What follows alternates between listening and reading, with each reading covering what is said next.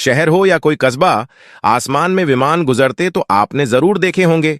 कुछ खास मौकों पर यात्री विमानों के अलावा फाइटर जेट्स और ड्रोन भी नजर आ जाते हैं।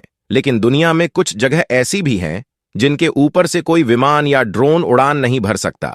इन जगहों में से एक है सऊदी अरब के मक्का मदीना शहर।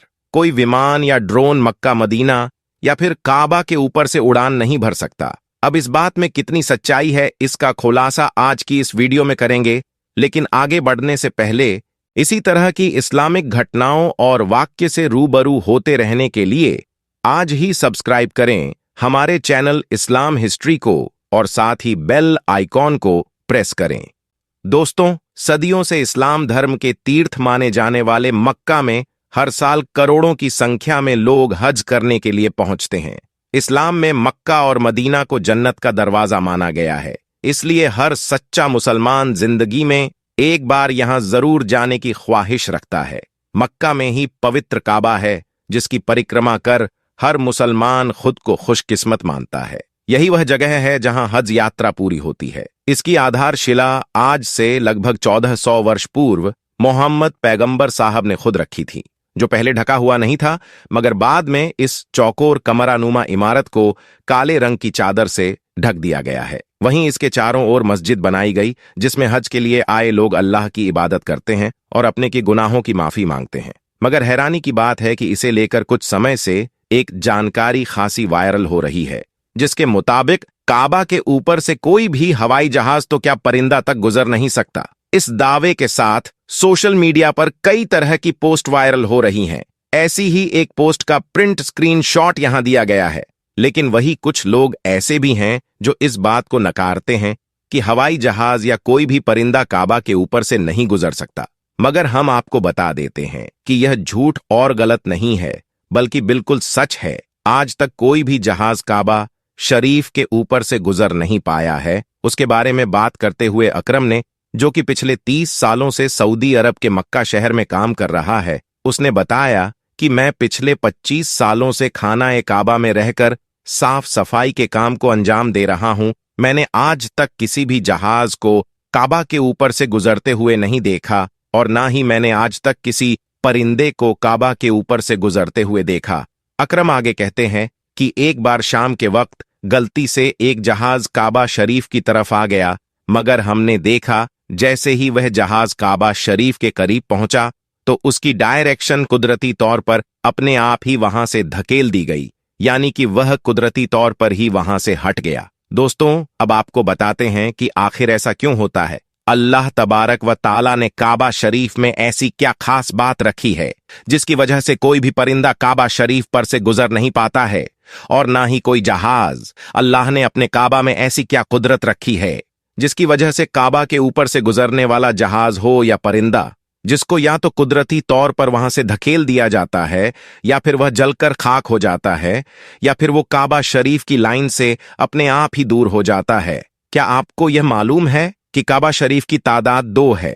एक तो काबा शरीफ मक्का में है और दूसरा काबा शरीफ के ऊपर सीधा जन्नत में मौजूद है, जिसको रिवायतों में बैतुल मामूर कहा गया है, जहां पर हर वक्त 70,000 फरिश्ते दिन रात तवाफ करते रहते हैं। अब दोस्तों, आपको 3 ऐसी बड़ी वजह बताते हैं जिसकी वजह से मक्का शरीफ के ऊपर से कोई भी जहाज या परिंदा गुजरता नहीं है। यानी कि काबा के ऊपर से जहाज या परिंदे के ना गुजरने की 3 असल वजह आपको बताते हैं। सबसे पहली वजह तो यह है कि आप सभी को मालूम है कि मक्का और मदीना में गैर मुस्लिमों का जाना मना है, यानी गैर मुस्लिम मक्का और मदीना में नहीं जा पाते हैं। इसलिए कोई भी मुसलमान हज करने के लिए या उम्रा करने के लिए जाते हैं तो उनका जहाज सबसे पहले रियाज शहर में उतरता है, यानी कि उन सब को सबसे पहले रियाज में ले जाया जाता है।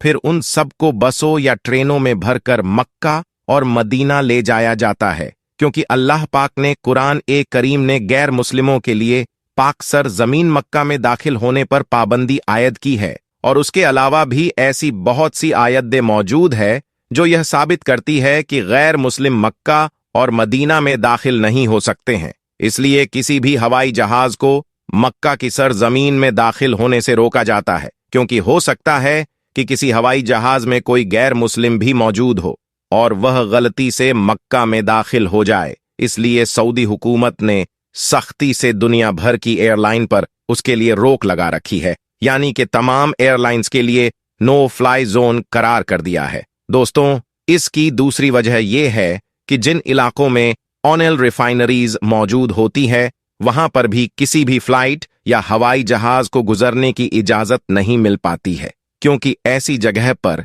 अगर कभी कोई हवाई जहाज गिर जाए तो फिर आप सोचिए कि वहां पर कितना बड़ा और कितना खौफनाक हादसा हो सकता है और कितनी ज्यादा जान माल का नुकसान हो सकता है। और मक्का शरीफ दुनिया की एक अहम जगह है। यही वजह है कि किसी भी हवाई जहाज को काबा शरीफ के ऊपर या करीब भी आने की इजाजत नहीं है, क्योंकि खुदा ना खास्ता अगर कभी कोई गैर मुस्लिम या काफिर या फिर कोई दहशतगर्दी के इरादे से किसी हवाई जहाज हाईजैक करके मस्जिद ए हराम के पास में ले जाकर उसको मार दे तो फिर कितना बड़ा नुकसान हो सकता है। इसलिए सऊदी हुकूमत ने पूरी दुनिया के लिए यह वार्निंग जारी की हुई है कि अगर किसी ने भी काबा के ऊपर से हवाई जहाज गुजारने की कोशिश की तो उसको मिसाइल मारकर फौरन तबाह और बर्बाद कर दिया जाएगा।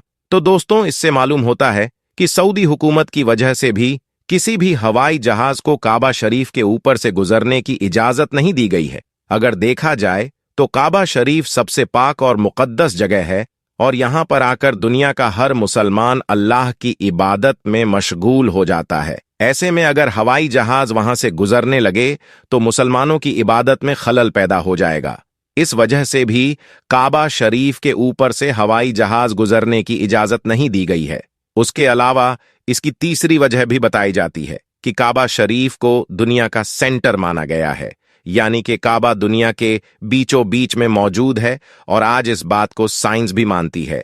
साइंस ने भी इस बात को प्रूफ किया है कि मक्का में बना काबा दुनिया के सेंटर में मौजूद है। इसी वजह से काबा शरीफ दुनिया के सेंटर में होने की वजह से सबसे ज्यादा ग्रेविटी काबा शरीफ के ठीक ऊपर और नीचे है। उसकी वजह से यह होता है कि अगर कोई परिंदा या हवाई जहाज काबा शरीफ के ऊपर से गुजरने की कोशिश करता है तो ग्रेविटी की वजह से वह परिंदा और हवाई जहाज अपने आप ही काबा शरीफ की लाइन से दूर हो जाता है। इसका मतलब यह हुआ कि काबा शरीफ के ऊपर कोई भी चीज, चाहे वह परिंदा हो या हवाई जहाज हो या फिर और कोई चीज हो, वो अल्लाह की कुदरत से अपने आप ही काबा के ऊपर से हट जाती है। उस चीज को कुदरती तौर पर भी वहां से धकेल दिया जाता है, यानी कि उस चीज को अल्लाह की कुदरत से हटा दिया जाता है। यही वजह है कि काबा के ऊपर से कोई भी परिंदा या हवाई जहाज नहीं गुजर पाता।